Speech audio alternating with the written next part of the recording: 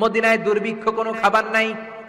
বিশ্বনবীর পেটে কোনো খাবার নাই, কোনো দানা পানা পড়ে নাই। বিশ্বনবীর কলিজার টুকরা নাতি হাসান আর হোসাইনের পেটেও কোনো খাবার নাই। বিশ্বনবীর কলিজার টুকরা ফাতেমার পেটে কোনো খাবার নাই। চাইলে বিশ্বনবী তখন দোয়াটা করতে পারতেন না? বিশ্বনবী মসজিদে নববীতে জোহরের নামাজ পড়ে হাসান হুসাইনকে দেখতে গেলেন, যে দেখে ফাতেমা রান্না করে। আসলে কি রান্না করে? চুলার মধ্যে পাতিল দিয়ে পানি গরম করে আর হাসান হুসাইনকে বুঝ দেয়, ঠিক কিনা? বিশ্বনবীর পায়ের আওয়াজ শুনে ঘুমন্ত হাসান আর হুসাইন জেগে গেল। দৌড়ে এসে নানাজিকে ঝাপটে ধরে ডেকে বলে, নানাজি গতকাল কেন দেখতে আসলেন না? আজকে দুপুর হয়ে গেল, বিকেল হয়ে যাচ্ছে, এখন বুঝি আপনি দেখতে আসার সময় হলো? বিশ্বনবী বললেন, হাসান হুসাইন এই তো এইমাত্র জোহরের নামাজ পড়ে আসলাম, তোমাদের খোঁজ খবর নিতে এসেছি। হাসান আর হুসাইন বলল, কি খোঁজ খবর নিবেন? খোঁজ খবর নেওয়ার আগে একটা বিচার করে দেন। বিচার? আপনি তো আহকামুল হাকিমিন, সবচাইতে বড় বিচারকের সবচাইতে বড় নবী, ইনসাফ ওয়ালা নবী। আপনার কাছে বিচার দিয়ে কেউ কোনোদিন বিচারে ঠকে নাই, ঠিক কি না? আপনি একটা বিচার করেন। বিশ্বনবী বললেন, কিসের বিচার? হাসান বলে, নানাজি আপনার মেয়ের নামের বিচার, ফাতেমার নামের বিচার।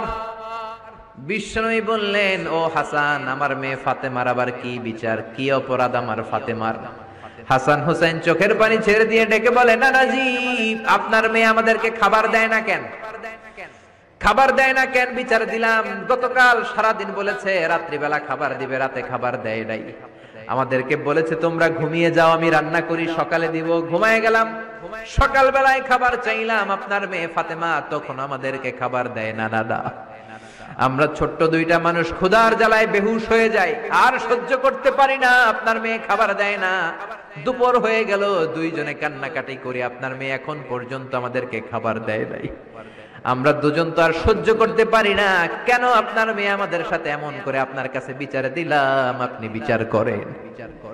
বিশ্বনবী আর কি বিচার করবেন? ধা ধা করে বিশ্বনবী চোখের পানিগুলো ছাড়েন, হুসাইনকে জড়িয়ে ধরলেন, হাসান রে জড়িয়ে ধরলেন, ডেকে বললেন, হাসান রে কাছে আয়। বিশ্বনবী শাম দেশের জুব্বা পরতেন, শাম দেশের জুব্বাটা উপরের দিকে উঠালেন, হাসান রে দেখালেন, এই তো দেখ তোর নানার পেটের মধ্যে 3টা পাথর বাঁধা। একদিন না খেয়ে থাকার কারণে তোদের পেটে এত জ্বালা, এত কষ্ট। আমি বিশ্বনবীর পেটে গত 3 দিন যাবত কোনো দানা পানি পড়ে নাই। আমি বিশ্বনবী তো না খেয়ে আছি রে হাসান, আমি তো 3 দিন না খেয়ে আছি, আমার পেটেও তো কিছু নাই। নানাও কাঁদলেন, নাতিও কাঁদলেন, পুরো পৃথিবীও কাঁদলো, ঠিক না? ওই কঠিন ক্ষুধার দিন, ওই কঠিন দুর্ভিক্ষের দিন বিশ্বনবী যদি তার স্পেশাল দোয়াটা করতেন, জান্নাত থেকে জিব্রাইলকে দিয়ে খাবারের বস্তা পাঠিয়ে দিত কে? ওই দিন বিশ্বনবী দোয়াটা করে নাই। আমার জন্য, আপনার জন্য, আমাদের জন্য দোয়াটা এখনো আসরাডাই। হাজার ব্যথা বেদনার পরে ফিরে আসনি তুমি আপন ঘরে, দিনের আলো তুমি ছড়িয়ে দিতে চলে গেলে মদিনায় মক্কা ছেড়ে।